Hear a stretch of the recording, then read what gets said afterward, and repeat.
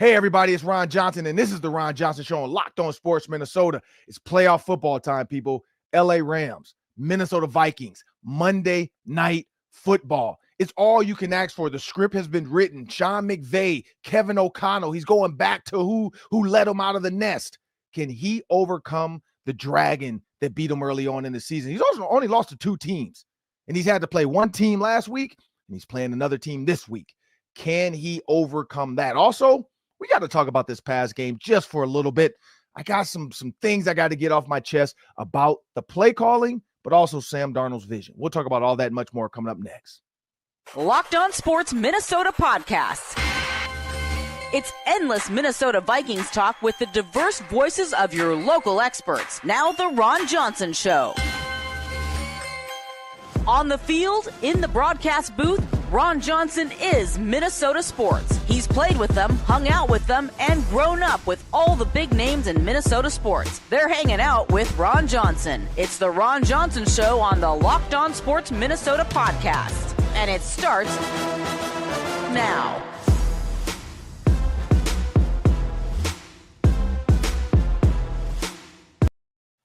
Extra, extra. Read all about it. The Minnesota Vikings are in the playoffs. We knew that a long time ago. Where they would be, we didn't know until Sunday Night Football. And unfortunately, the Detroit Lions were the better team. We'll talk about that. Also, we got to address some of this playoff talk. Are the Minnesota Vikings scared of the Lions? Do the Minnesota Vikings fans not want to travel to Philly? We'll discuss all of that. What's the best path, and what should you guys be watching this Saturday and this Sunday? I know two teams that I could easily help you guys figure out who should win. I think you know, and it might be tough to do, but you still might want to cheer for them. We'll talk about that, but also I want everybody to know today's episode is brought to you by FanDuel. Place your first $5 bet, and you'll get started with $200 in bonus bets. That's $200 in bonus bets guaranteed. Just visit FanDuel.com to get started. And I always bring this up. I did it my first time, and I won. It was I'll never forget. You never forget your first one. It was the Lakers. It was the Nuggets. I was hoping LeBron would cover. I had to sweat it out. Couple cheap. I hate when they do this. A couple cheap free throws at the end of the game almost screwed me. But then they ended up knocking down a shot at the end to kind of bring it back. I think it was 5.5 points is what I needed, and the Lakers end up covering. They lost, but they covered, and that was the key. I think they had to lose like by 3 or 4 or something like that, and it ended up working out. The free throws worked out, but I was like, stop fouling the Nuggets. Like, just dribble it out, shoot it, and let's see what happens. They kept fouling, and Nuggets kept making, Lakers kept missing. I'm like, dog, don't do this to me. And then they won, and so I got the bonus money, and I've been using it ever since. So make sure you guys do that. Again, visit FanDuel.com to get started. Well, as I bring my producer to the show, Sam Extra, my co-host, my guy, Sam, I'm going to pay off that tease early. So I got to get something off my chest, Sam. So, and I'm not going to be very specific. I'm going to be vague about this because that's what I do. But there's some conversations out there because I've seen Baldy's breakdowns, and then I've seen Dan Orlovsky's breakdowns. And one's a lineman and one's a quarterback. I tend to lead and lean when it comes to passing. Now, if we're talking running game, oh yeah, give me the offensive lineman all day. But we're talking passing game. We're talking passing concepts. So I got to go with my guy D.O. And everybody saw the tweet. I mean, I think now between those two tweets, I'm close to 1 million views on it because it became viral. And my tweet basically was saying, so first I want to address that. My tweet said, Kevin O'Connell's being outcoached by Aaron Glenn, blah, blah, blah, blah, blah. And it was in the start of the third quarter. So again, the whole game hadn't happened.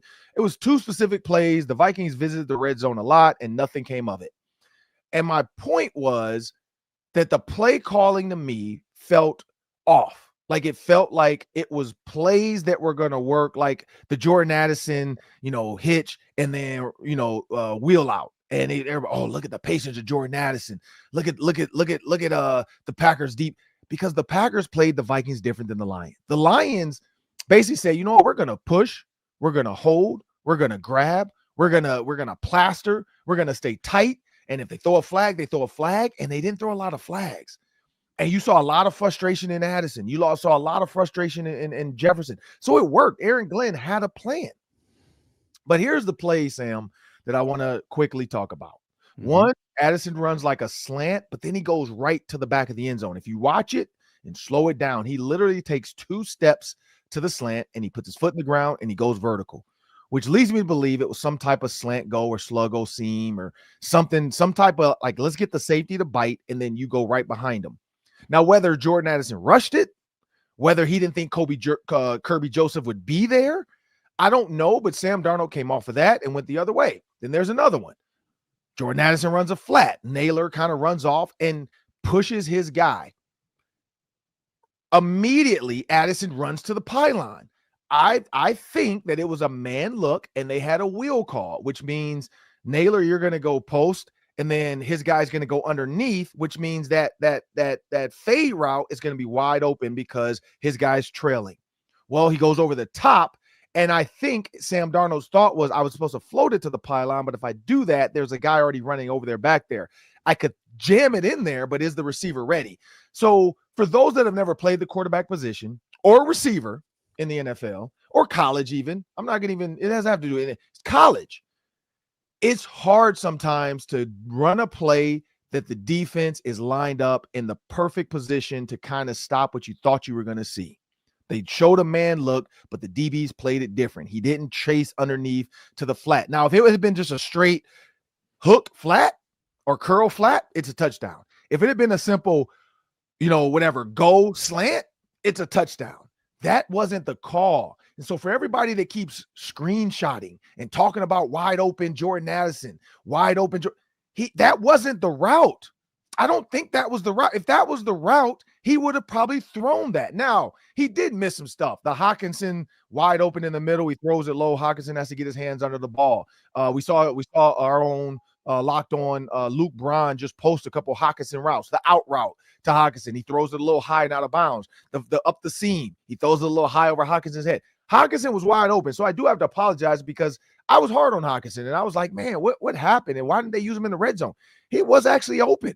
They just didn't get him the ball. Sam Darnold floated the ball a couple times. He threw it into the ground a couple times. He got hit.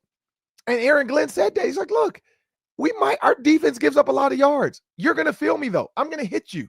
And they did. They got to him. And he wasn't ready. The fade route to Justin Jefferson, he ran like a slant and go or a nod and go, wide open. Darnold, instead of throwing it up and making a 50-50 ball, whether he was wide open or not, just throw it up high and let Jefferson out jump the DB, because I feel like Jefferson would have won that. He tries to throw it more to the pylon and make it a perfect throw, and it's over Jefferson's head. It's too hard. DB was rushing in on a blitz, and he did get his arm hit, but he still got the ball back there. So maybe just float it up in the air. Let it be a jump ball to Jefferson. Even if he was covered, let it be a 50-50 ball. You're in the red zone. You get a lot of opportunities to have Justin Jefferson man-to-man, and he kind of messed that up. So did he mess it up? Yes. Now, here's where I go with this, Sam, and we know baseball. If you have a pitcher on the mound and he's struggling, what does the manager do? Yanks him. Or what's the other option? Or goes out and tries to settle him down. Exactly.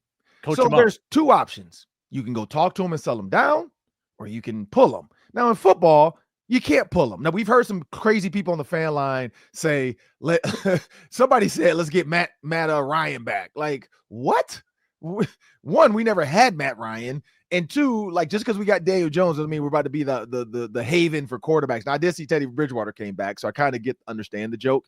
But Teddy Bridgewater was actually a Lion at one point, so they bought him in as a potential playoff backup quarterback that knows their system. But then when you look at what the Vikings have on the bench, no, like Daniel Jones wasn't dressed. J.J. McCarthy can't go. So, no, do not put Nick Mullins in. What could you do? You could probably go talk to him, settle him down, and change up some of the play calling because he's not it. He's not give him some easy throws. Let him get lathered up. Let him get comfortable. Throw some hitches, some slants, some quick stuff, some screens. Let him get going and then stretch the field and then do some of the stuff he's done. But, yeah, like I saw Dan Orlovsky post one. There was a corner route wide open. He misses him. Oh, no, he doesn't even throw it. He throws the post. I think he threw the deep post to, I think that was Naylor or Addison instead of the corner route. So, yeah, there was a lot of reads he read wrong. He was throwing it too soon. He was trying to throw based off timing and not off of what he sees. It is what it is, people. But my tweet doesn't mean it's not right. The two can coexist. The coach can get out coached in that situation. Doesn't mean it's going to always happen. It's chess. People lose chess games. I'm not saying he's a bad coach. I'm just saying in that moment, Aaron Glenn had the right coverage for the plays he was trying to run in the red zone, specifically. The misses early on, like, again, don't move the goalpost. I'm talking about 2 specific plays. People want to add on, what about this? What about that? I'm not talking about that. I'm talking about 2 specific plays. That's all I said. In the red zone, they were 2 for like 18 or something like that. He was 2 for 11 on passes. That's all I'm talking about. I'm talking about the red zone. I'm not talking about him missing Hawkinson or missing the post or this. I'm talking about the red zone. It was clear. So, Sam, I'm gonna move on for that. Like that was kind of my point of just people need to understand what happened in that game. Now, Sam, when you look at this Lions game, my question for you, question of the day for the fans, does this Lions game make you question the playoffs? Or are you still thinking this is a win for the Vikings against the Rams? It is not a loser-proof game, if that's what you're asking. They could absolutely fall and be one and done in this game. The Rams are Super Bowl pedigree with the head coach, the quarterback, 2 of the best receivers in the game, good running back. An offensive line, Ron, that has not allowed Matt Stafford to be sacked since December 1st. Wow. That is some kind of run. I don't know what happened in the Garoppolo game on Sunday. I didn't care. I don't think that game really counts. But 4 straight games of Stafford without a sack, which is nuts. They're good. I think that even if the Vikings had won and been 15-2, I still would have been nervous about the first round game because I think that you're just that way in the playoffs. You always assume that teams are going to bring their best. We've seen the Rams' best against the Vikings. We know how that quarterback can stress the Vikings blitzes with his decision-making. So maybe I think the biggest concern, Ron, is probably that Sam Darnold may be a little bit wide-eyed at the moment. I think that's the biggest concern. Yeah. And is that something that lingers because of how badly he played? Does that continue into the next game? Has he not, shaken that off yet because of the way it ended? Or will he reset? Will he go into this next game a new man? That's the question that we don't know the answer to because he has no playoff experience. Right. And that's the biggest point of this is like he doesn't have playoff experience. He doesn't have big game experience. Like I don't think he's ever been in a game of that magnitude even. No. Like if you go back to his college days, I mean, we'd have to think about like was he in like he wasn't in any of those games like Alabama, Georgia or Alabama, Auburn. Like, he didn't make it to the college football championship. So that might have been the biggest game he's ever been a part of. But it's a part of growing. Like it's a part of that. It's a part of growing. Like everything he's done this season, he's never done before.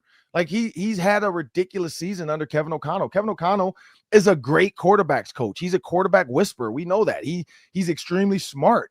And that's where I go with that too. When I say chess or out coach, I'm talking about 2 extremely smart individuals. I'm talking about Muhammad Ali versus, Sugar Ray Leonard. I'm talking whoever. I'm talking Floyd Mayweather versus Pacquiao. I'm talking, Tyson versus Holyfield. Like these are 2 heavyweight coaches in the Lions and the Vikings. And the Lions got like, it's not like they lost to Texas Sanford's Christian Academy of the Blind. Like it was actually like, this was a good team. So for people to be acting the way they're acting, this is the best team this is probably the Super Bowl champion. I think the Lions, if they get to the Super Bowl, they win it. I don't see the Chiefs being able to handle their physicality now. I don't see the Bills, like they know the Bills now. They got Anceloni back. They're probably getting Montgomery back. It sounds like he didn't have surgery. So his injury is like week to week now. He said he ran the other day. So that changes it, which that makes it scary for the Vikings going back now, having to deal with Montgomery. And we already know Gibbs is ridiculous. Now you got Montgomery. And that's the thing for the Lions to have to figure out too. Like the way Gibbs is playing, like, do you give him less carries? Or do you kind of say, Montgomery, we're going to put you on a pitch count, give you the 5 to 6 to 7 maybe, and we're going to let Gibbs go because right now he's on a heater. Like, I don't know. Like, what would you do if this is Detroit's, the locked on Detroit Lions? Like, what are you saying? Are you thinking Montgomery shouldn't play? Montgomery's always been their red zone guy, right? Like, he's the one who vultures all the touchdowns. Correct. And I think you can probably still give him that role. He can be your short yardage back, but it's not even like Jahmyr Gibbs is being super stressed, Ron. And back in the day, maybe you give these guys 30 carries. I mean, what are we talking about here? 17 carries in that game? Let's explosive. See. What was the number?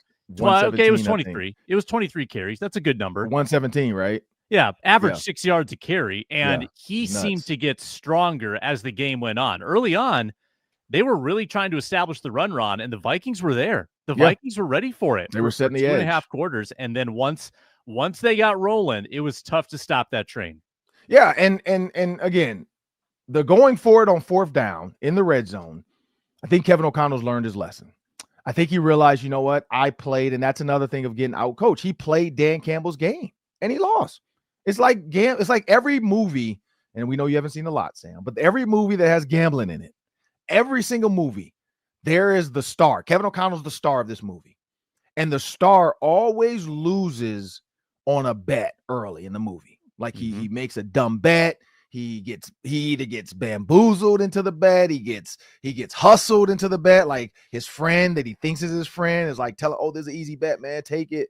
And then he loses, and that friend actually gets a percentage from the dude that beats him because he's like, wait, you didn't tell me this dude was a jiu-jitsu master. Like, why would you have me fight him? Or you didn't tell me this dude was a pool shark.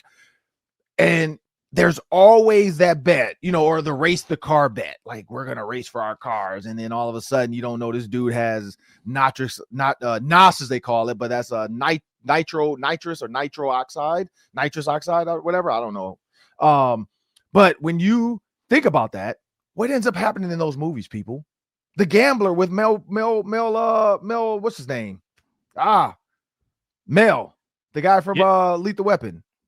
Danny Glover and Mel Gibson. Mel Gibson. There you go. Man, I'm like, where am I was going to say Mel Tucker, but I'm like, that's the coach from Michigan State. Mel Tucker kept coming to my head. I'm like, it's not Mel Tucker. Who is this? Mel Gibson. And in that movie, Rounders, like they always come back in the end and win. And I hope that's the gambling story of Kevin O'Connell. He's going to come back in the end and realize, like, no, I'm not betting on that. I'm taking an easy bet. I'm going to take the points. I'm going to take the points. I'm going to take the points. I'm going to take the points. And we look up later like, oh, shoot, they're up 21. Is that how the gambling movies work, though, Ron? I feel like that usually in the gambling movies, they make an even riskier bet later and win it. Sometimes. I think we're talking about like a 4th and goal from the 5 kind of situation that O'Connell goes I don't know. Like, but see, there's a thing. So the one big bet you're talking doesn't come to the end. So what I mean is early on, they're playing their game. Like if they're playing a poker movie, they're just playing their game. They're not going all in for no reason. They're just playing their game. They're waiting for everybody else to make the mistakes, and they're just playing their game. And so what I'm saying is he's just going to take the field goals. And then you're right. At the end, they're like, oh, he's not going for this. He hasn't gone for it all day. And he's like, you know what? We're going for this. And then they get it. But it comes at a time where the team has the confidence because they've gotten points every single time they've hit the red zone. And I think that's going to be the key for Kevin O'Connell. So that's where I went with that, with the whole chess analogy, the whole out-coaching, conversation. I was just saying in that moment, you gambled and you lost. And so who won? The Lions won in that. It's simple. It's not like it's not an opinion. I'm just saying based off the facts. The facts. That's it. Like you could those 2 plays I posted, they are what they are. Now there were some other stuff that happened, but you got down to the red zone. I don't care about the misses and all that because you got to the red zone. Those were the ones where I'm like, why are you not coming away with more points? And so again, that's that conversation there. But the biggest thing I do know this, I know Kevin O'Connell's smart. I know Sam Darnold is a good quarterback. And I know that they're not going to have to face the Lions defense for at least another week. And so before we get to the next segment, that's the one thing I do want to make sure we talk about next segment is the path to the Super Bowl. We know goes through Detroit probably, but there's a way where it still could go through Minnesota. We'll talk about that, all that and much more coming up next after a word from our sponsors. We are presented today by FanDuel. It's a new year, and there's a new deal at America's #1 sportsbook, and it's just in time for the NFL playoffs full of big upsets and game-winning drives. If you're a new customer, want to get in on the fun at FanDuel that we've been talking about for years, you can bet $5, and win or lose, you get $200 in bonus bets guaranteed. Bet 5, get 200. The FanDuel app gives you every resource you need, every wager available to you. You can dream up virtually anything from any of these playoff games. It's probably there. You can also bet live at FanDuel, FanDuel.com. Same game parlays. They have a great menu for that. Put a slip together and cash in at FanDuel. Visit the website, find the betting lines, see who you like this weekend and on Monday night. Vikings and Rams. The Vikings were originally 2.5-point favorites. I believe that's gone down, more like 1.5 now. FanDuel.com to start today. Bet 5, get 200 in bonus bets. Make the playoff season unforgettable at FanDuel, an official sportsbook partner of the NFL. Well, when you think about this Rams-Vikings game, couple key takeaways. I looked at the stats, and it's pretty even. Like, to be honest, there's nothing where it's like super glaring. Both quarterbacks are pretty good. Now, the thing that I never would have thought I'd say, if you asked me at the beginning of the season, I'd be like, nah. Sam Darnold has better numbers than Matthew Stafford. Like, he does. He's had a better season than Matthew Stafford. He's looked better than Matthew Stafford. One can say he's had more consistent weapons, I guess, than Matthew Stafford, but he has Cooper Kupp and Puka Nacua. So he has some weapons. His run game is actually better than people know. Like, they are running the ball like decently. They get enough out of their running game. But their defense has had some holes. They've been porous. And when you think about the face mask, does Sam Darnold drive down and win that game? We'll never know. But this is a chance for them to get redemption. And so the best way to get redemption is to beat the Rams because they beat you. You move on. And then you go beat the Lions because they beat you twice. And then you hope, and this is the question, I think you would rather the Eagles lose to the Buccaneers. I think, and I'm just saying if the Buccaneers were to beat the Commanders, that's the only way this plays out. Both high seeds have to win for the Vikings to have to play the Lions. Because the other way it could work is either the Commanders could win or the Packers could win. So you just need one of those two teams to win, and you don't have to play the Lions into the NFC Championship. Because now, if they win, they are the lower seed. They get to go to the 1, and then you get whoever is in there left, whether it's the Eagles or it's the Buccaneers. And so it could even get better if the Packers and the Commanders win. Then the Packers go to Detroit and the Commanders come to Minnesota. So you get a home game unexpectedly.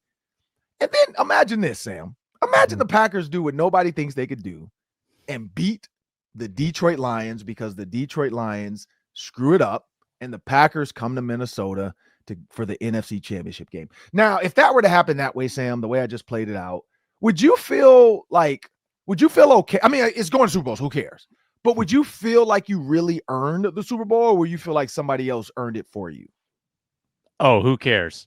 Who cares? They're all going to be tough games. I mean, if you beat the Rams on the road, that's a quality win. I mean, the easiest game that you could maybe envision, and it's not an easy game, is Jaden Daniels coming into your building. That's still a tough challenge. And that's what their scenario you're rooting for, obviously, because you want to be at home. That would still be, I think, a tough game. And of course, the Packers a third time in your building, that would be an insane game. No matter the path, it's going to be difficult. It's not like an NBA playoffs path where, you ran into the team that its star got hurt and you breezed through that series.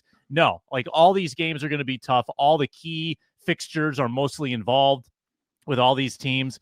I mean, I think that realistically this weekend, you really are rooting for one of the two lower seeds to win, right, Ron? To avoid Detroit one more week. Yep. Take your chances with Philly, who, by the way, I don't know about Jalen Hurts right now. Yeah, he's concussion protocol. He's still in the protocol. Yeah.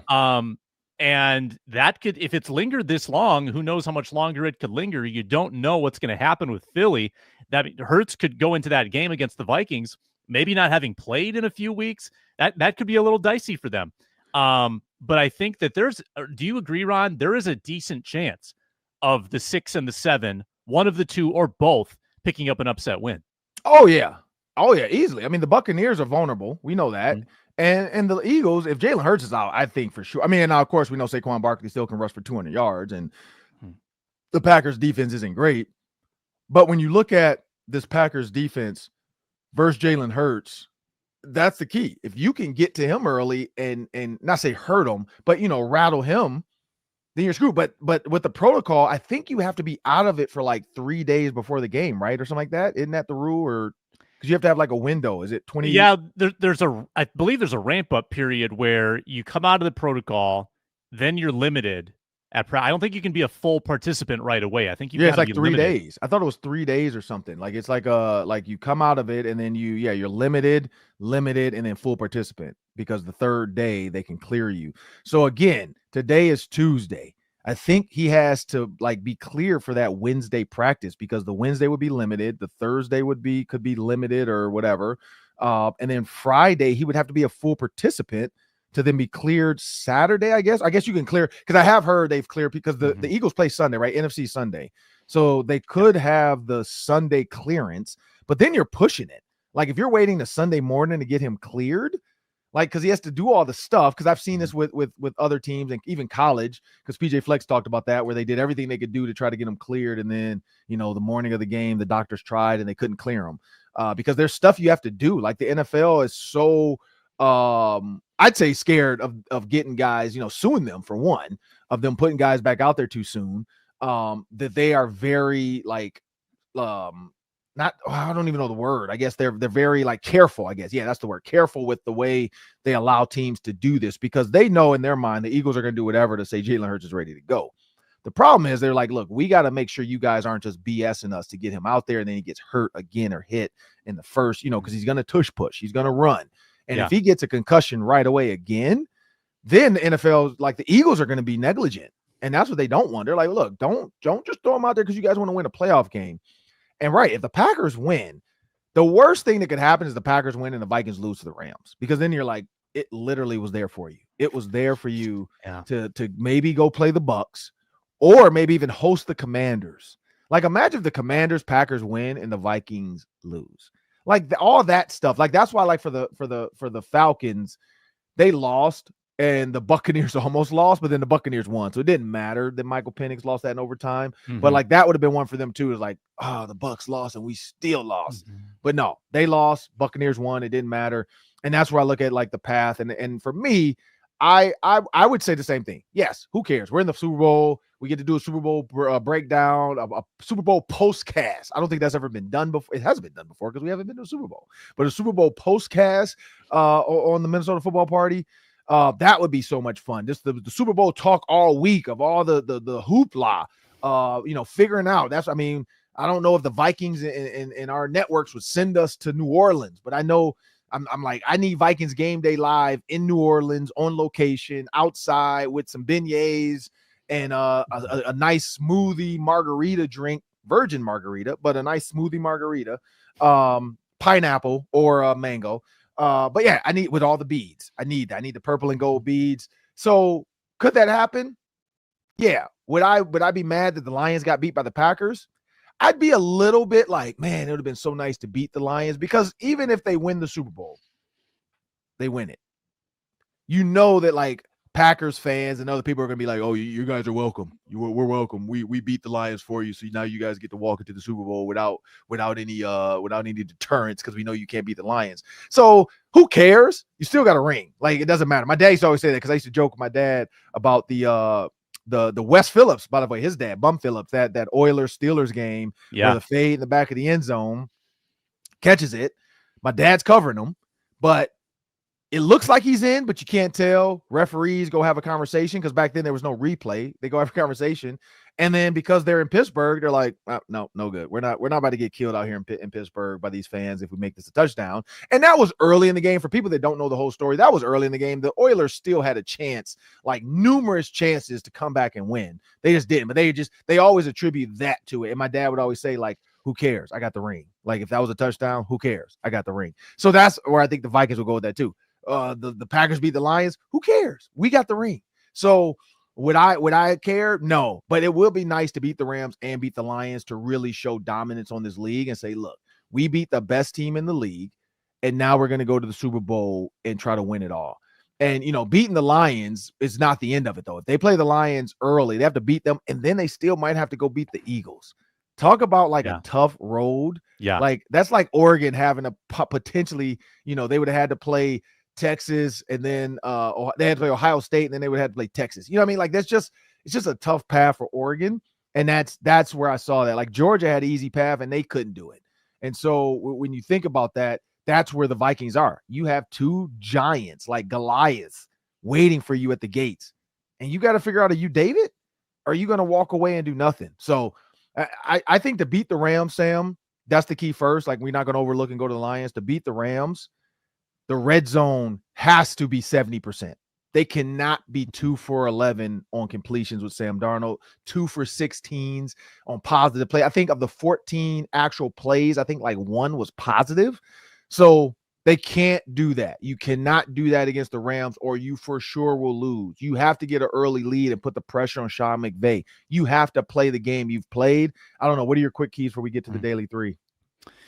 Yeah, I'm more concerned about the defense against Stafford and company. I do think there's going to be an offensive bounce back. There has to be. You can't be as bad as you were against Detroit offensively.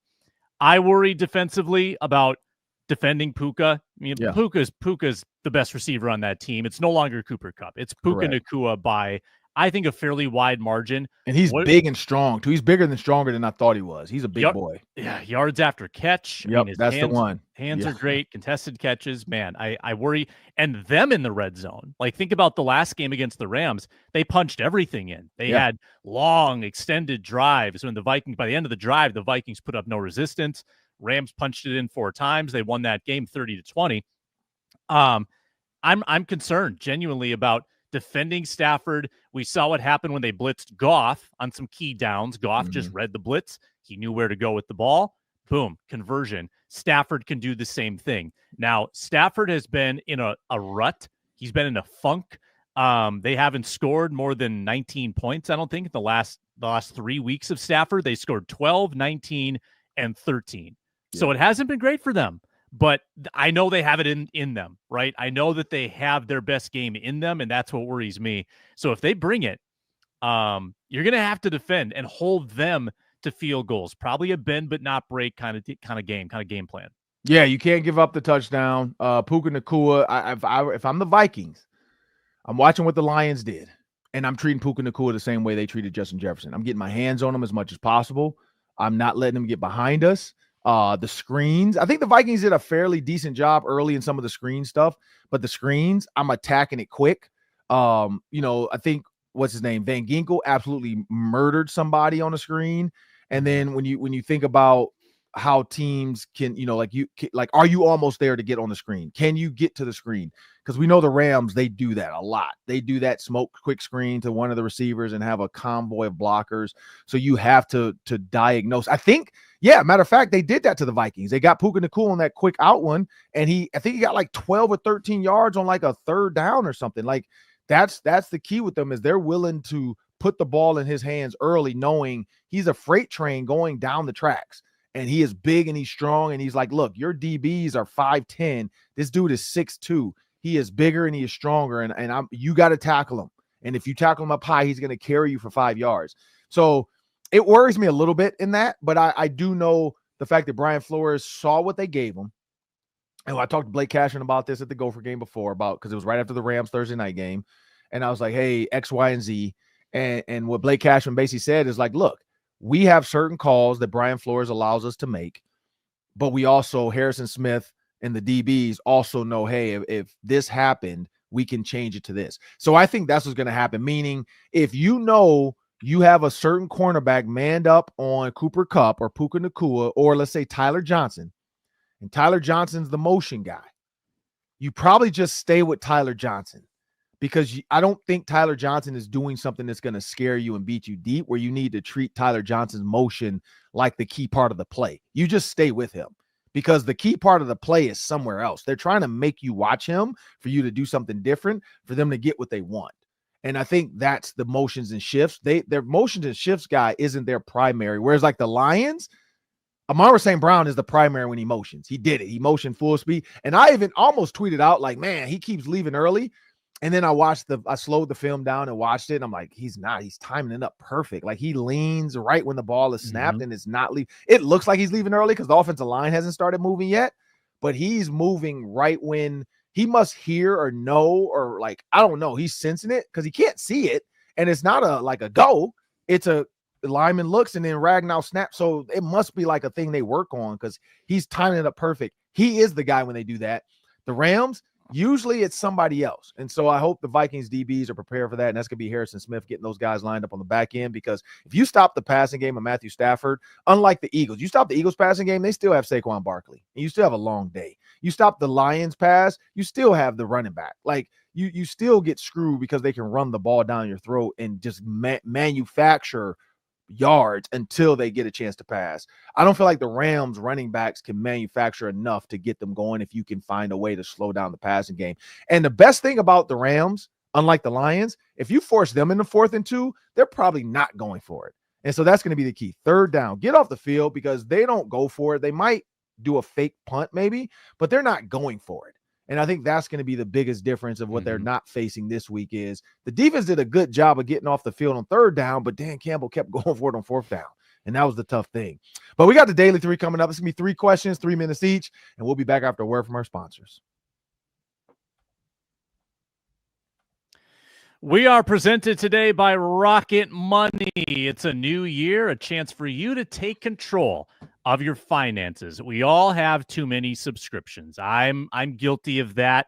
Going to the new year, you're kind of auditing your finances, figuring out where's the money going. I'm paying for this sports writing website, this streaming service. There's a lot for me to track down. I imagine it's the same for a lot of us. Rocket Money makes it easy to take control of your subscriptions with their subscription tracker. Helps you cancel services that you're not using anymore. Make sure you're not double paying for anything. With their goals feature, you can set aside money for the future automatically. No more stressing about budgeting. Let me tell you a little more about the people that use Rocket Money. Over 5 million of them, over 5 million users that have saved a combined $500 million in canceled subscriptions. Members that use the app's premium features save up to $740 a year.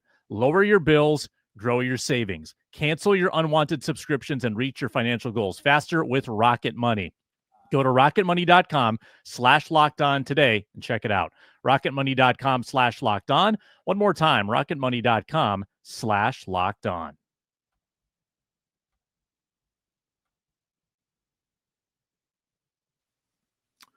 Well, now it's time for the Daily 3. That's 3 questions, about 3 minutes each. Take it away, Sam.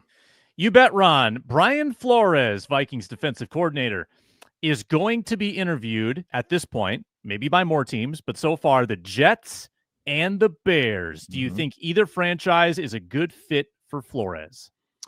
Well, I mean, the problem with fit, here's the thing. The Bears have a lot of issues, but they do have some defensive talent.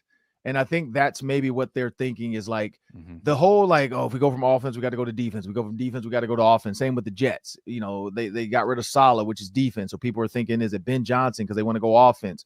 Because they interviewed everybody they've been interviewing so far for the Jets has been defense. Like, if I'm not mistaken, I think it was Vrabel, Rex Ryan. So it seems very defensive-esque. And so I think there's look, here's the trend. We're supposed to do this and go opposite, but why do it? Why, if we see a good candidate out there, let's go get him. We know Josh McCown even got some questions. People wanted to interview him as well. And so I think the Jets. And so when you look at that with Brian Flores, I could see the Bears being a fit because he has a franchise quarterback. The Jets is going to be tough because they don't know what the heck they're going to do. I'm guessing Aaron Rodgers is done. I don't know where their draft sits. I don't know. The only thing I could see, and this is a Al Pacino type of move in any given Sunday, is Flores goes to the Jets and he brings Sam Darnold with him and promises Sam, you're not going to have the same experience you had. And he brings Josh McCown with him as his offensive coordinator.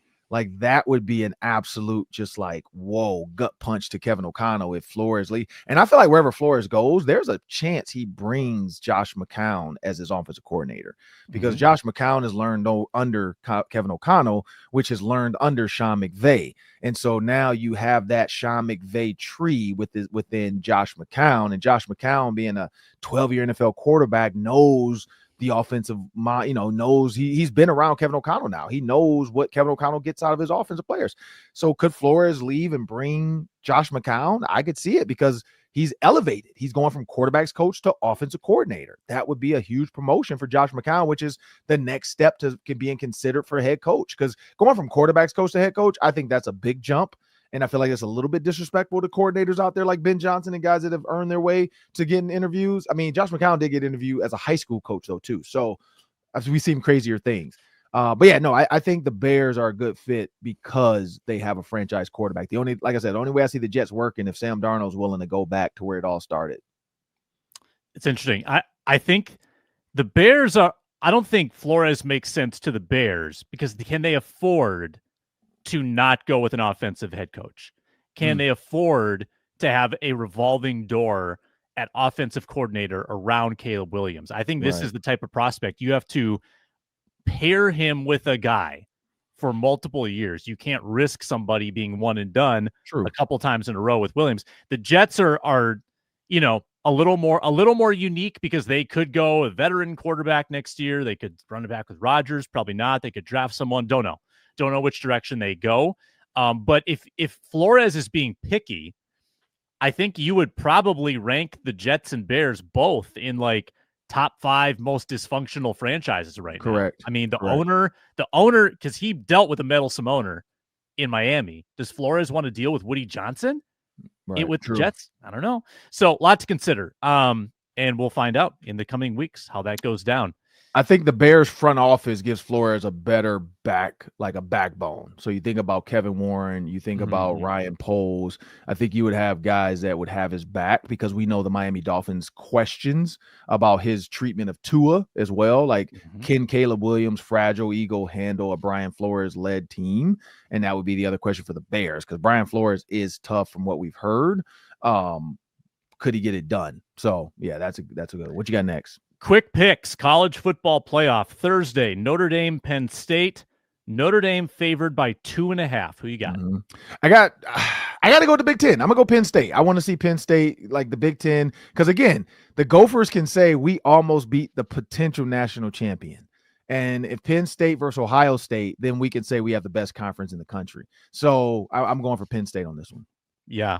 I would tend to agree. I would take the plus 2.5. Notre Dame, they had a long kickoff return against Georgia. There was a Georgia player that tripped the referee that kind of got weird. Like some weird things happened that allowed Notre Dame to win that game. I think Penn State's going to win. Ohio State, Texas on Friday. Very compelling. Ohio State favored by 5.5. I'm going Ohio State again. Ohio State surprised the heck out of me. I thought Ohio State, I think I said, I thought Oregon would beat Ohio State. I did not see that coming. Like Ohio State, like it almost like they ate gunpowder for lunch because they were pissed off. They were mad. You could tell, like just the way they were playing, the way the young Jeremiah Jeremiah Smith came out. He was just absolutely on fire. But because I was watching it from we were at Putt Shack in Edina. And we went there because they had like a little, we had like a little date night with some friends, and we took our kids though too, so it was a family date night. But they had the games on all the. I mean, it's TVs everywhere. I don't know if you've been to Putt Shack in Edina yet, but it's cool. It's putt golf with a spin on it like Top Golf. It's really cool. And so but at the bar, it's like 20 TVs, I think. So yeah, we were watching the game. I could not believe every touchdown. It's so funny too, like because all the dads, like and men. Young boys, everybody, like we're playing putt, but you can see everybody's eyes like at different points of the game. Just everybody's turned to the TV trying to see what happens next, and then you go back to your ball and you putt, and then you go back, you watch the game, and so yeah, I could not believe Ohio State did what they did. Ohio State's turning into wide receiver U with Marvin Harrison, JSN, Jeremiah Smith, and Ibuka. It's crazy. Ibuka like went back to school to be the guy this year, and he got overshadowed. Yeah. So nobody's even talking about him as a first round pick. I mean, he probably will be, but originally it was guaranteed last year first round pick, and now it's like, I don't know. Yeah, late first round maybe. Yeah. One more college football one before we finish. I need your reaction to the PJ Fleck Mayo bath after they beat Virginia Tech in the Duke's Mayo Bowl. PJ went all in. No surprise there. What'd you think? Yeah, you had to do it. It's part of the money. It's part of the reason they pay you to come down there. That's part of the contract. Hey, you signed this contract. We're dumping you with Mayo. So yeah, it is what it is. PJ could get, he can buy some new shoes. He can get, because I don't know if you get Mayo out of like clothes like that. But he can get a whole new quarter zip pant set and shirt, tie. But that is gross. That was so gross. Because I like Mayo on my sandwiches. But that made me not anymore. That made me I don't want Mayo nowhere near my stuff for a while. No, that's a lot. And it's just thick. Give me whipped cream. I'll take whipped cream all day in the face and on my head. But Mayo is just so thick. It just goes everywhere. You can't stop it. And the amount that they threw on him, I saw him in one of his post-game interviews and he's it's still in my ears. And I'm like, that's just so gross. You literally got to go get a mani-pedi and get a facial to have them clean out your ears and get all the Mayo out. Cause you got to soak in the tub. You literally just got to keep washing everything to get that Mayo off. And that smell, I know that smell just was on his body. You got to take a lemon bath. It's almost like getting sprayed by a skunk. You got to take a lemon bath or something. But you know what? I applaud him for doing it. I didn't have Flavor Flav on my bingo card being at the Gopher game and saying, roll the boat, Sky, you might go Gophers. So that was a cool one, but PJ definitely did it for the viral moment and for the recruiting aspect. All the kids that were getting recruited got to see their coach have fun, and so that's a thought process too. Do I want to go to a school where the coach is okay and is going to have some fun with the guys and do this, or do I want to go somewhere else where this coach might not be there next year, or it could be mass exodus as we're seeing in some of these schools with the transfer portal. So no, I don't know. What do you think about it? Yeah, I mean, it just made me really hopeful that Bill Belichick can find his way into that game next year and be in that position. I think that's what I'm rooting for. I want Bill Belichick doing some kind of gimmick, whether it's Pop-Tarts, Mayo, whatever they come up with next. I want Belichick taking the vat of Mayo. He is in the ACC, so it could be Illinois versus North Carolina next year in the Duke's Mayo Bowl. I would love to see that too. And then North Carolina pulls it off. I just don't think North Carolina could beat Illinois, but North Carolina finds a way to pull it off. And yeah, Belichick has to get doused with Mayo. That would be, I don't know if he would do it. He'd probably be like, look, I'll give you $1 million not to do this. I don't know. But that'll do it for us on the Ron Johnson Show. Make sure you guys tune in to the football party all week. A lot of football talk with the playoffs coming. It's Vikings, it's Rams. And of course, again, people, I know it's going to be tough for you, but cheer for the Packers. This is the 1 week you should cheer for the Packers to beat the Eagles. It's favorable for Vikings fans. That means the Packers have to go deal with the Lions. And even if the Lions beat the Packers, it tires the the Lions out for 1 more week before they have to play the Vikings. And hopefully the Vikings can make it to that game. And they have to slay either the Buccaneers or the Eagles if they beat the Rams. But that'll do it for us today. I'm Ron Johnson, Sam Ekstrom. Make sure you guys check our postcast out as well. Win, lose, or draw. After this playoff game, people, we're going to break it down. Hopefully it's not a sad party and it's not a funeral, and we're celebrating another opportunity for the Minnesota Vikings to go on in the playoffs. I want to thank you guys. Have a great day.